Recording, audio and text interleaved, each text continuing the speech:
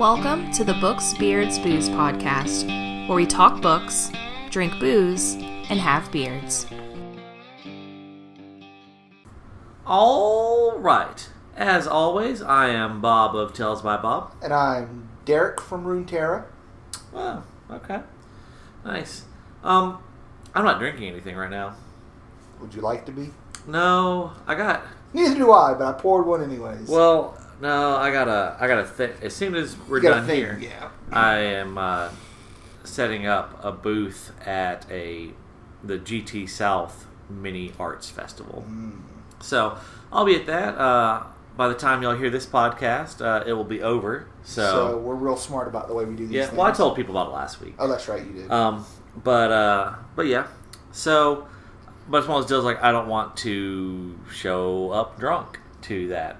And it's a bar, so I can... I was about to say, although I think they might understand it's a bar. Well, it's but more... Also, I don't want to have to set this shit up drunk. Yeah, I was about to say, let's be fair, Bob. I didn't say get drunk. I said have a drink. True. But I got to drive over there. Yeah. And, it's just easier this way. So, not drinking. And you're drinking Larceny? Yes, Larceny and water, although I had a bad experience, so this will be my one drink. And that will be all of the drinks I have. Nice. So let's dive right in on our news. Starting out, my beard news have two tiny snippets. Mm-hmm. One, I'll go between your tiny snippets. Alex Trebek has a beard now. He does. Yeah. It's a nice beard. I saw. It is. I saw pictures. It's good. Yeah. I like it. Anytime a guy tries to grow a beard, I approve. Yeah. You know, sometimes they don't work out, but you know what? No, you're giving it your effort. Yeah, and Trebek's his rocking looks it. Good, yeah. Now we just need Pat Sajak to get on board. Hop on it. Come on, Pat. All right. So my beard news is I had problems with my my news this week, but I did read a thing discussing why people have different colored beards than hair. Oh yeah, I read that article. Yeah. So I thought it was pretty interesting. And just the only thing I really remember is they explained the whole process of how you get different colored hair and how basically hair's base color is like white or blonde, and then melanin comes into it in different combinations and makes different colors and stuff like that. But the reason, for example, someone like me, and I'm pretty sure you have red a lot in their beard, is because everyone knows red-haired people are mutants. Everyone knows that. It's a gene thing. It's a mutation, apparently. I didn't actually know it was. I thought it was just a joke. But apparently it is a mutated gene. And apparently if only one of your parents has that gene, then there's a good chance that... It's a recessive gene. Well, it's also... Yeah, so if only one of them has it, then it'll be recessive. But if you're a dude, there's a really good chance that it'll still come out in your beard. Right. But the thing is, if both your parents of them have it, then that's what creates redheads. Mm-hmm. Those poor bastards. My other bit of beard news is a research out of the University of Queensland, Australia, says that beards can protect men from exposure to 90% of harmful ultraviolet rays, making them less prone to skin cancer. The study author, Alfio Parisi, the Associate Dean of the School of Health, Engineering and Sciences, said, while beards will never be as sun-safe as sunscreen, they certainly are a factor in blocking UV rays. So let's be realistic, Bob. We're just trying to be safe. Yeah. Like, this isn't even a fact. Like, this is just us being responsible adults, I say, as I Big Razor wants us to have skin cancer. Yeah. Oh, are they in bed with, like, Big Pharmaceutical? I bet you they're in bed with Big Lotion. That's a good point. Yeah. God damn. It's insidious. The conspiracy deepens. Insidious. Yeah, you're not even lying. Yeah. Because when would we lie? Never. Not about beards. Oh, God, no. This is serious business here. So, on to booze news. So, Groupon, which is still around, which always kind of surprises me. I know people who use it, but never... Like it always kind of surprises me that Groupon's still around. Let's be fair, though. Are you the kind of person that would ever use a coupon to begin with? Not really. Exactly. So I feel like there's a ton of people out there that use that stuff a lot. Yeah. So I think it makes sense. Yeah. Well, anyway, they interviewed 2,000 people about their football game watching habits. Mm-hmm. and found some interesting facts. The most relevant is the average person consumes $200 worth of alcohol throughout a football season while watching games. Pretty neat. Average person consumes 12 dozen wings and 7 pizzas. So basically, we're doing college football wrong these days. Well, I'm going to say, if we ever get together, like, that's basically one outing for us. Yeah. Well, I mean, for the whole group. Right, yeah. If by group we're including more than just me and you. Right. 55% of people admitted to double dipping a chip, with men and millennials more likely to be double dippers, and people consume on average 18 chips per setting. I feel like there should... Well, no, because you can't do that either. It depends. If it's a triangle chip, I will accept it, but only if you dip different ends and you don't put a part that's already been in your mouth back in. But you also can't put a part that your hand's been on. That's the problem. So it has to be like a triangle chip. And even then... I just don't eat dips. I don't feel comfortable with it. It's not okay. It's not okay. Yeah. Come on, man. Tighten up. So what's your booze news? My booze news is... Well, I don't know if you would have seen this, because I think this came out... the news came out yesterday. Or maybe it was this morning. I would not have seen it if it came out yesterday. A whiskey... the world record has been set for the highest... price of a first bottle from a distillery ever.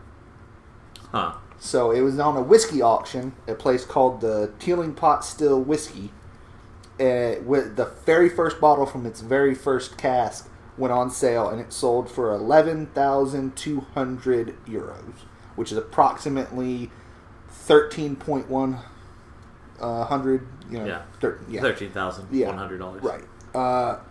So pretty cool, and just off of that, the rest of the article was about how this.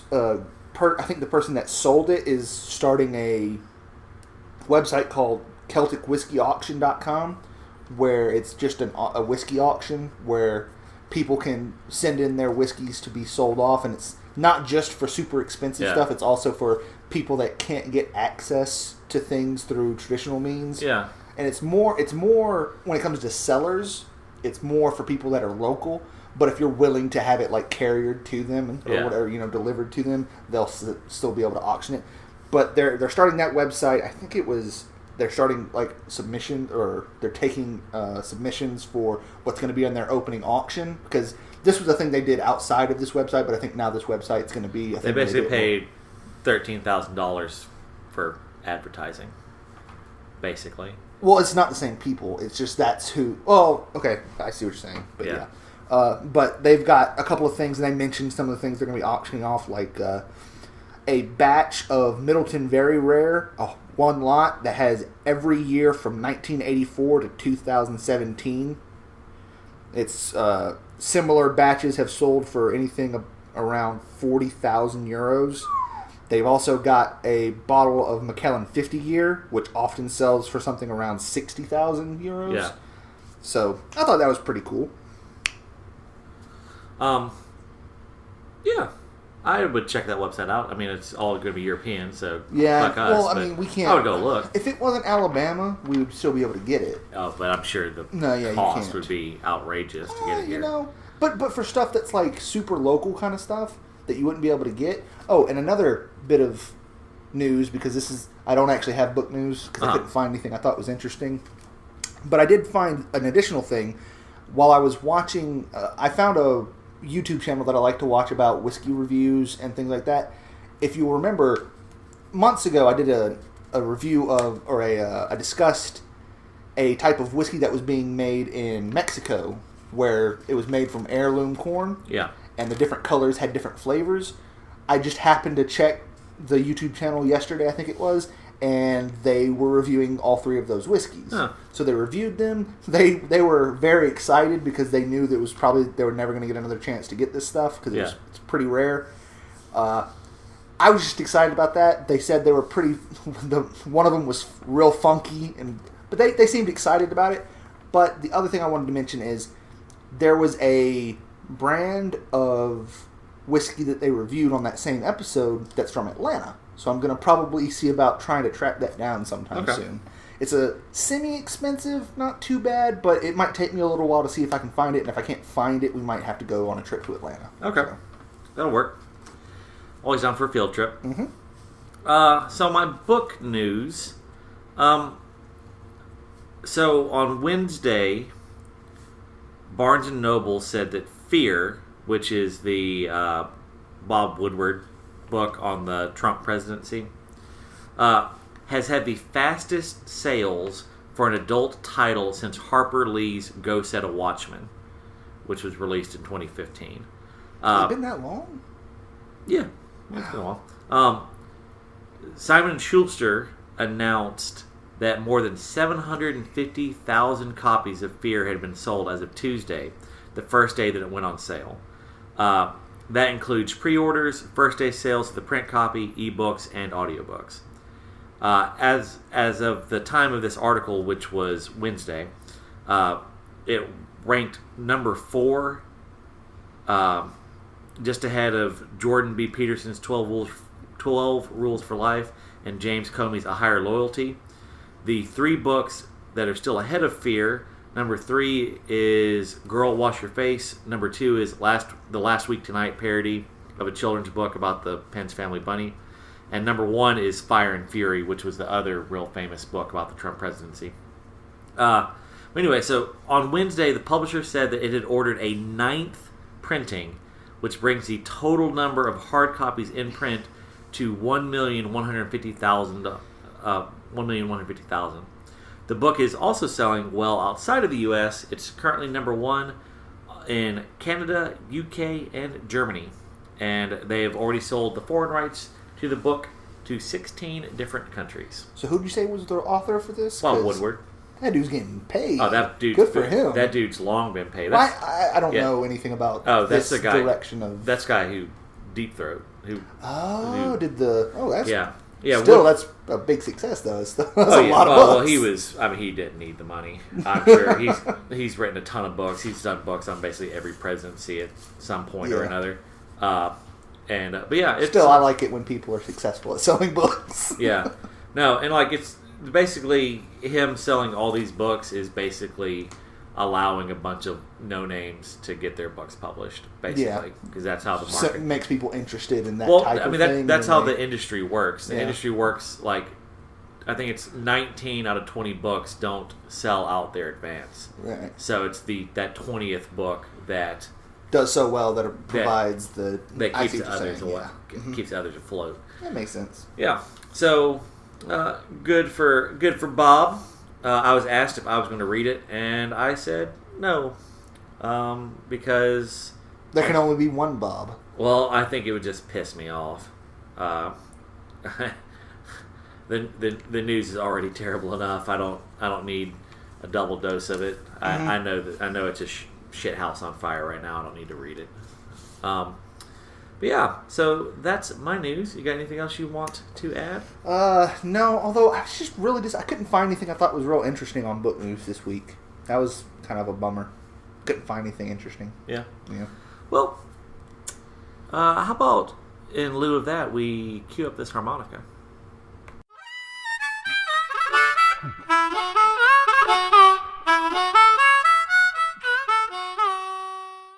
All right, and we're back. This is a short read, tall glass episode, and the short read for this week is Your Authentic Indian Experience TM by Rebecca Roanhorse. This is the short story that won the Hugo. Great name, by the way. It is a great name. Both her name and the story name. Yeah.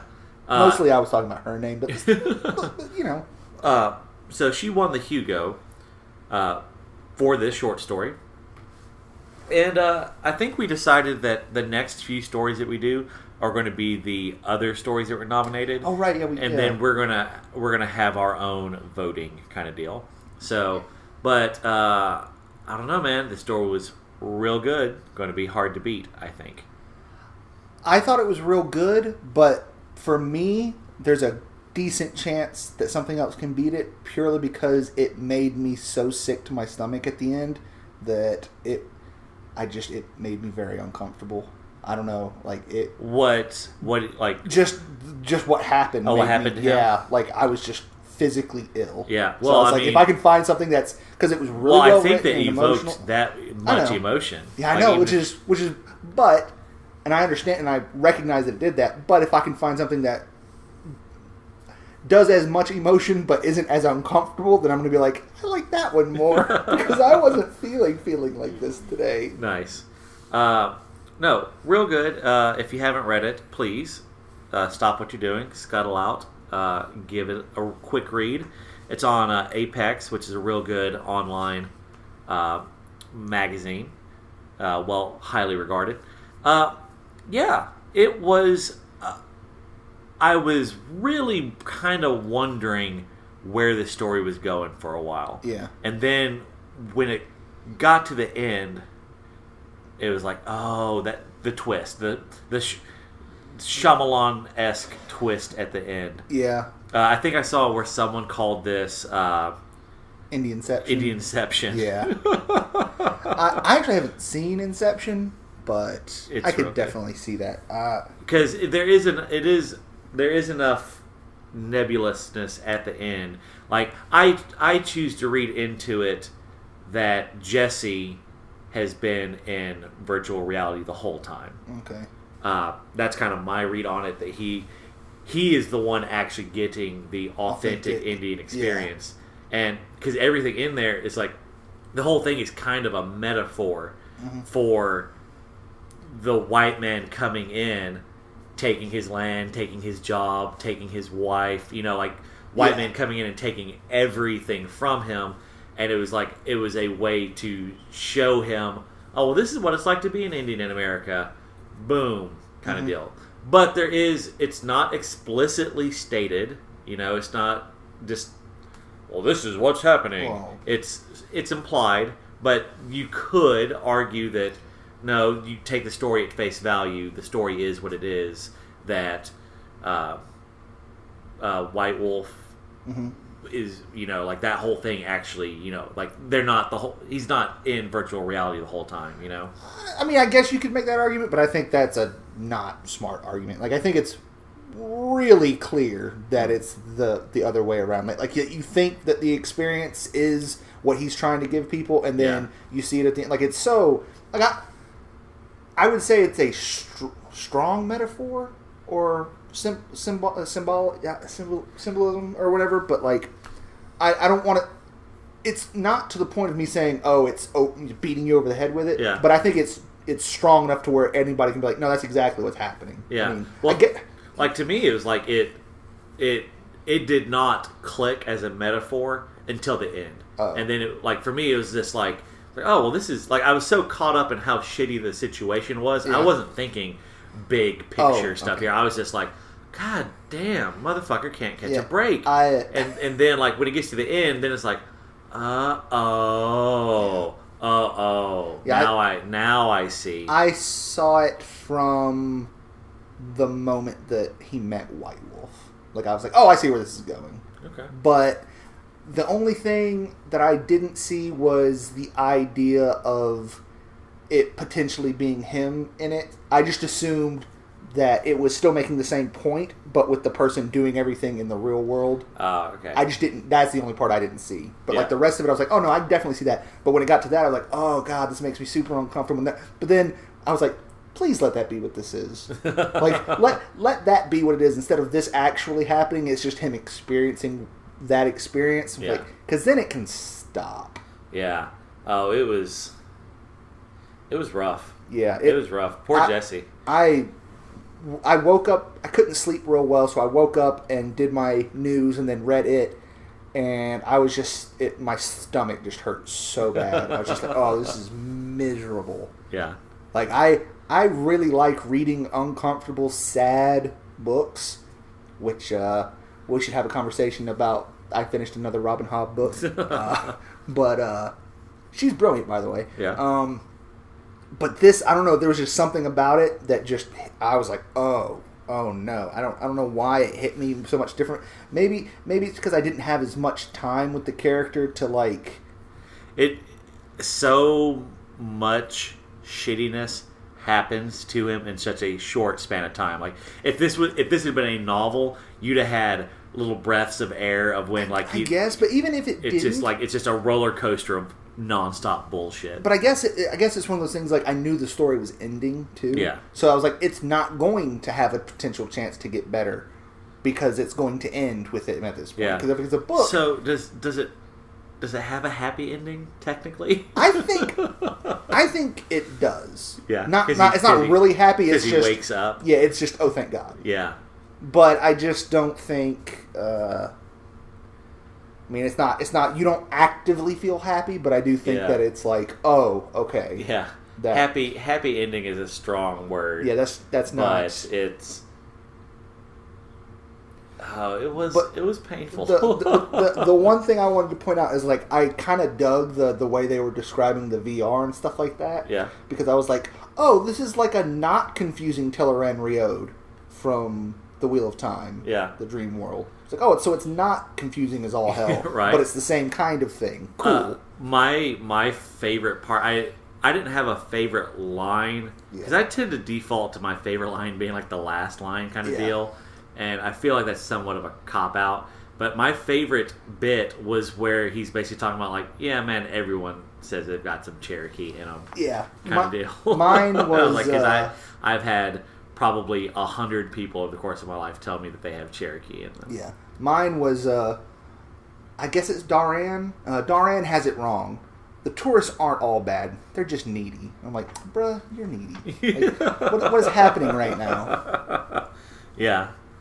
No, it was... I have 3 notes. One was the thing I said about Teleran Riode. One was the quote, and one was, what the fuck? At the end of the when I was finishing the story, I was like, God damn. Yeah. I figured you would have liked the very last, like again with the very last line where it mentions the stretching of his mind to like show that maybe it was, or it could just be him going crazy. Right. I choose to believe that that was just him leaving the. You need to watch Inception. I do. There's a lot of things like that. I need to see The Departed as well. You need to watch Smokey and the Sumbitchin' Bandit.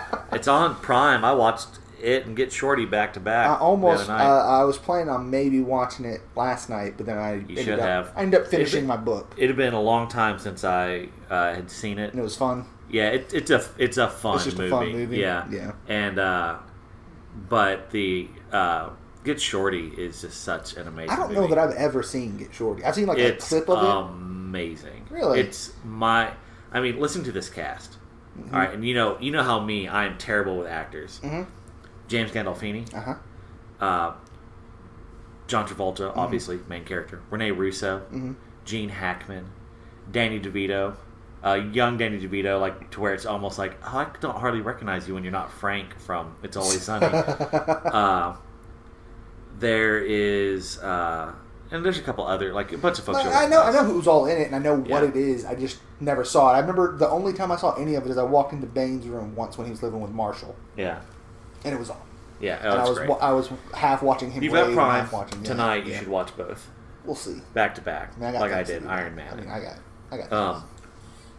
Well, that was a little off topic. Now you know what you need to do. You need to watch and honor this movie back to back. I don't know where you can watch them. I don't know if they're on Prime or anything like that. But you need to watch Thunderheart. What's that? Thunderheart is. I've never heard of that, I don't think. What's that fucking actor's name? I don't know. It's some actor. Basically, it's Scalped. The comic book Scalped in movie form kind of deal. It's How dare you? It's not going to be as good as Scalped. No, it's not. Nothing's as good as Scalped. But it's an FBI agent goes to a reservation to investigate a murder. Okay. And then follow that with Inception. Just to get the full gamut of things you get Indianception. Then you watch the really awesome crime Native American movie, and then follow it up with Inception, and you distill that down, and and then you could follow it with like Blade Runner, like end with Blade Runner to get the cyberpunkness. Because this does have a very faint hint of cyberpunk to it, like the VR. It's almost like it. I was like trying to think of how to describe it. It's like Blade Runner, like cyberpunk, but set on a reservation kind of deal. Like it's like because so much of like like your cyberpunk takes place in like big Seattle or like the Metropolis and yada yada yada. But it's like there's other places in that world. And so this would kind of make sense. It's like, oh, well, like Nevada is not heavily populated for most of it. Like, oh, that kind of makes sense. Like cyberpunk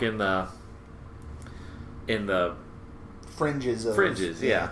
And or Shadowrun, because Shadowrun has a real strong element of Native American lore to it. Is it really? Yeah, in it, the ghost dance happens again, and basically the Native Americans get magic. And what the fuck? I want to read that. Oh, Shadowrun? Oh, Shadowrun's great. Actually, Michael Stackpole wrote a collection of Shadowrun short stories called Wolf and something. I've always been fascinated by Shadowrun. Shadowrun's great. I've got the 4th edition rule book. If you want to just borrow that and read the setting, I might end up. It's real good. I love Shadowrun. I've just never played it because the rules are fucky. It's a point-buy system. Point-buy systems are too complicated for new players. Yeah, but we used to have a group of not new players that we could have played with. Well, no, that's what I'm saying. We would all be new to that system, though. Yeah. And it's like, I'd be the only one who'd read the rule book, and then I'm trying to piece it together and trying to get So it would have been like 4 when people we to make characters. first started playing D&D. Well, no, because with D&D, we had people who had played it that could teach us. Like, I learned playing with Joe and Dusty and them. And so, like, I think we can both agree Dusty still doesn't know how to play D&D. He can't even read, man. Yeah, that's true. That's true. We should start a literacy program on here for Dusty. Like, that should be our never cause. Tell him. Yeah. It's not like, he listens to podcasts. He ain't got time to listen to us. He can't even hang out with us anymore, and he can't afford to listen to us run our mouths. Have a couple kids, and then can't. No. Tighten up, bruh. Yeah. I mean, if he would listen to this, I'd give him a cool nickname, like Pig. Dusty Can't Read. No, like Pig. Yeah. Piggles. Yeah. Our Troy literacy campaign chairperson. But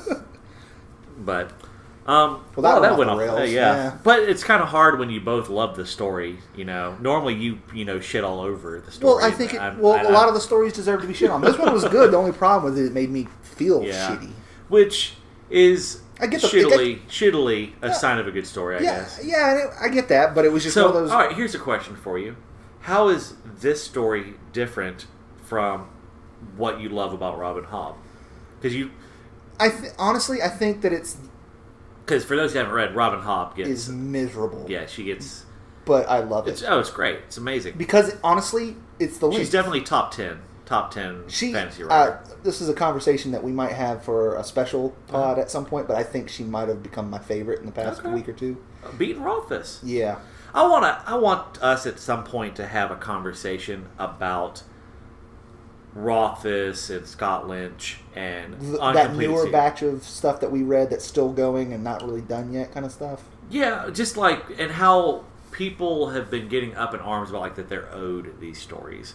And I disagree with that. But I don't care. I ignore them. They can, that's something for another day. But I would like to address that. But no, just tell people how they're wrong. Mostly for my differences is that it's a longer story.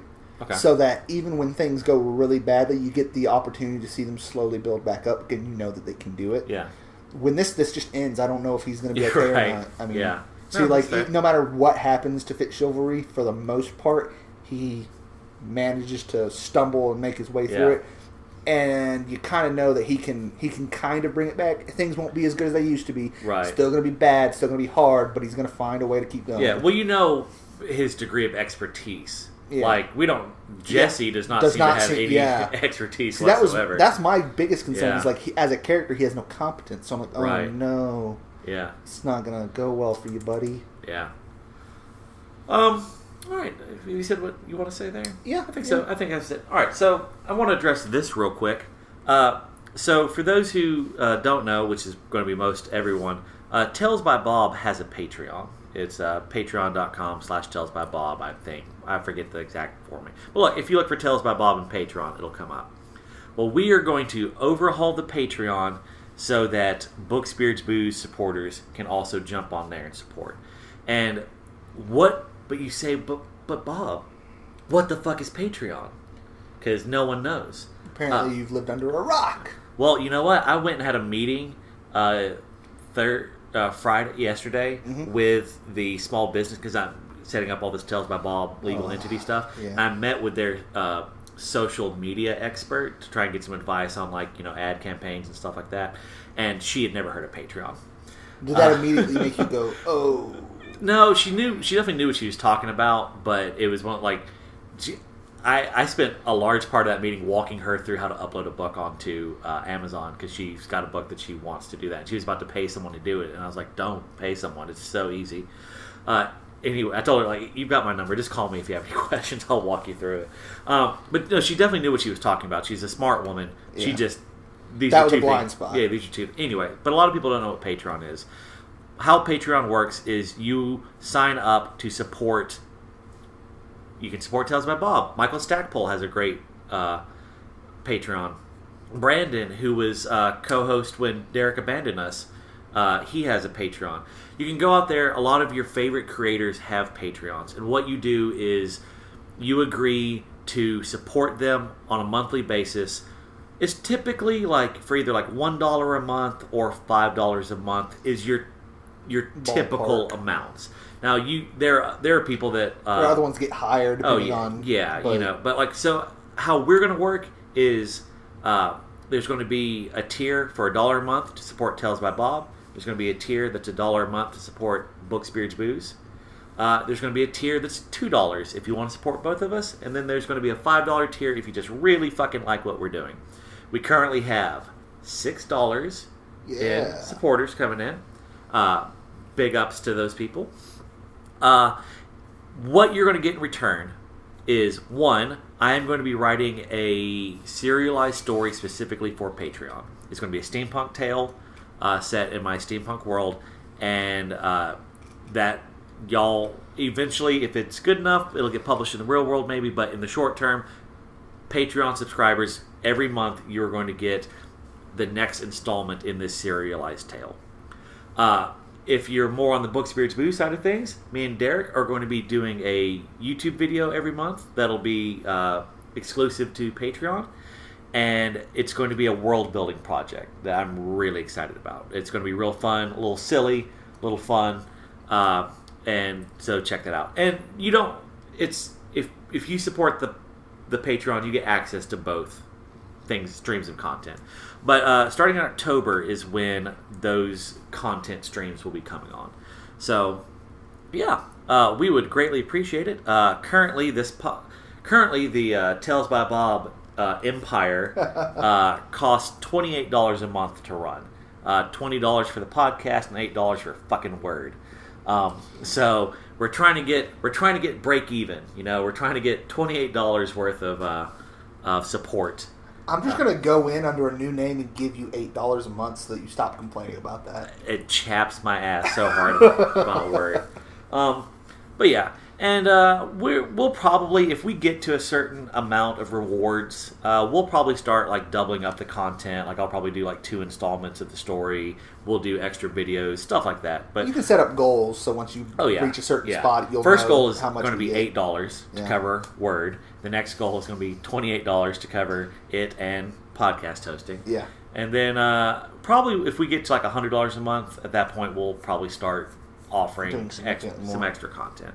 Yeah. But yeah, so please, if you would, just go check us out. We would definitely love it if you would support us, because we've done like 50 odd episodes so far. I just have fun doing it. Yeah, it's fun. It is fun, but I would like it to not cost me. Yeah, and if you have suggestions for the types of things that you would like for increased patronage, feel free to let us know, because especially if one of those things is us just sitting around drinking and talking at you. Oh yeah, because I'm a big fan we can of talk that. about whatever. We can sit here and talk about movies, or not that we watch a lot of it, but we can talk about anything. I watch a lot of them. Yeah, but Bob's too busy actually being effective. True. But yeah, also we haven't officially started it yet, but for giving you all a heads up, we are going to be doing a contest that you can win the Mistborn trilogy, sealed, still in the wrapper. It's the Mistborn trilogy, and all you're gonna have to do is shoot us an email telling us what you like and what you don't like, and I'm going to do a write-up on the blog this upcoming week, and we'll officially start it, and we'll probably run it till probably December. We'll do the drawing in December, and so then someone will get a Christmas present. Yeah, dog. So, all right. As always, email us at booksbeardsbooze@gmail.com. You can hit us up. Anything Tales by Bob, you'll get me. I will respond. I would love to hear from you. And as always, as the week goes on, I challenge you to go forth and grow a great beard.